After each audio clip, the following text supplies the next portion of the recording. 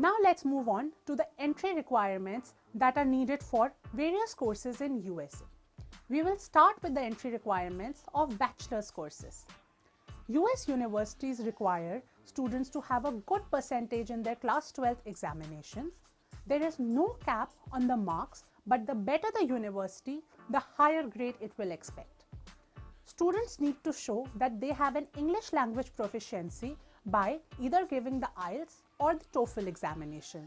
The acceptable scores range from 71 to 80 for TOEFL and a 6 to 6.5 band for the IELTS.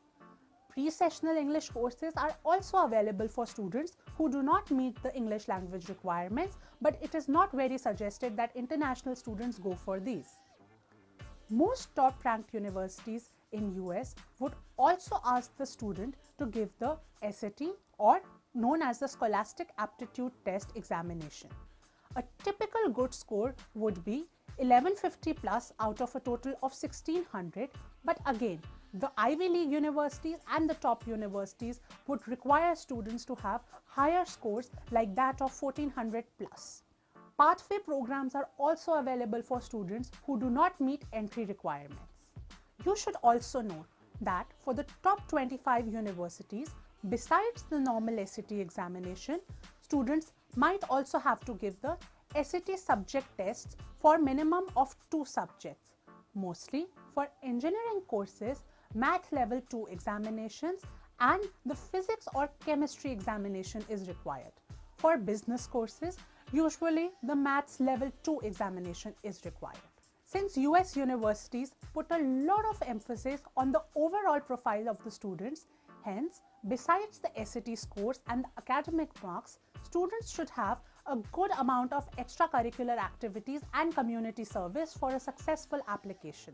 Students should also note that some universities also may require students to get a WES or World Educational Services evaluation to show their class 12 equivalency to a US high school. It is advised that students check the university website well in advance, as this evaluation can sometimes take very long. Another factor that students should consider is that US universities don't provide professional degrees like law and medicine at the bachelor's level like it's done in India. Students first need to complete their bachelor's degree in a related field and then give entrance examinations like LSAT to get into a law school or the MCAT examination to get into a medical school. So we now move on to the entry requirements for master's degree.